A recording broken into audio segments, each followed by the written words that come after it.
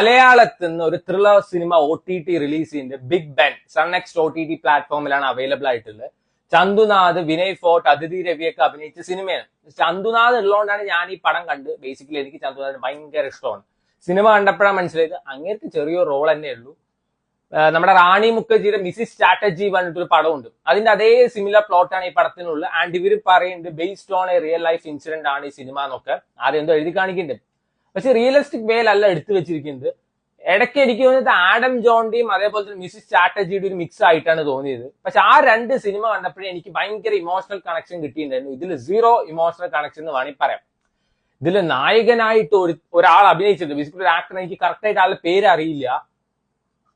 നമ്മുടെ Meerabai ചാനൂല് wait lifter, ആള് weight lift ചെയ്യും. അതുകൊണ്ട് 1000 കിലോ 10,000 കിലോ പോയി എടുക്കുക പറഞ്ഞ ആളെ കൊണ്ട് പറ്റൂ? ഇല്ല. അതേപോലെ തന്നെ നസ്ലിൻ ഇപ്പൊ ട്രെൻഡിങ് ആയി നിൽക്കുന്ന ആക്ടറാണ്. ആളുടെ അടുത്ത് പോയിട്ട് കമ്മീഷണറിലെ സുരേഷ് ഗോപിയുടെ റോൾ ചെയ്യാൻ പറഞ്ഞാൽ പറ്റൂ? ഇല്ല. അതന്നെയാണ് ഇവിടെയും പ്രശ്നം. ഒരു തുമ്പിയെ കൊണ്ട് വലിയൊരു പാറക്കല്ല് എടുപ്പിക്കുന്ന പോലെയാണ് തോന്നിയത്.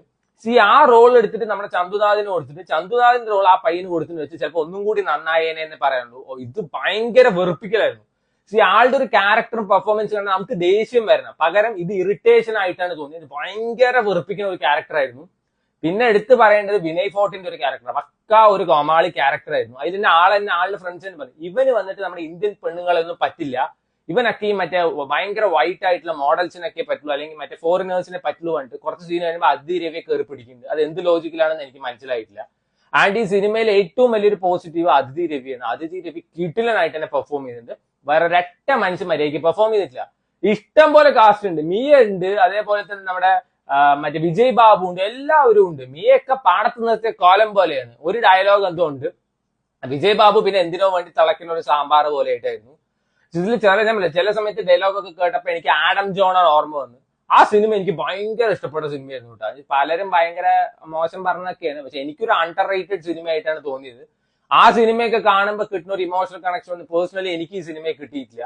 ഞാൻ പറയാം, അതിഥി രവി നന്നായി പെർഫോം ചെയ്യുന്നു. വേറെ ഒന്നുമില്ല. പിന്നെ കുറച്ച് വെച്ചിട്ട് ഒരു കമേഴ്ഷ്യൽ സിനിമ എന്നുള്ള രീതിയിൽ എടുക്കാൻ നോക്കിയിട്ട് ഇടയ്ക്കിടയ്ക്ക് പാട്ടും കൊണ്ടുവന്നിട്ട് പാട്ടും കേൾക്കാൻ വലിയ രസവും കാര്യങ്ങളൊന്നും ഉണ്ടായിരുന്നില്ല. ഞാൻ പറഞ്ഞേ, ആ ഒരു മെയിൻ ലീഡായിട്ട് അഭിനയിച്ച ഒരു ആക്ടറിനെ വെറുപ്പിക്കലാണ്. പിന്നെ ഇത് കാണണമെന്നേ തോന്നിയില്ല. സ്റ്റിൽ ചന്തുനാഥിന് വേണ്ടിയിട്ടാണ് ഞാൻ ഈ സിനിമ ഫുള്ളായി കണ്ടത്. വേണ്ടവർ കണ്ടു നോക്കുക. ചിലപ്പോൾ ഫാമിലി ഓഡിയൻസിനൊക്കെ വർക്ക് ആവുന്ന സിനിമയാണ്. അല്ലെങ്കിൽ മിസിസ് സ്ട്രാറ്റജി കാണാത്തവർക്ക് ചിലപ്പോൾ വർക്ക് ആവും. സോ ട്രൈ ഇട്ടോ.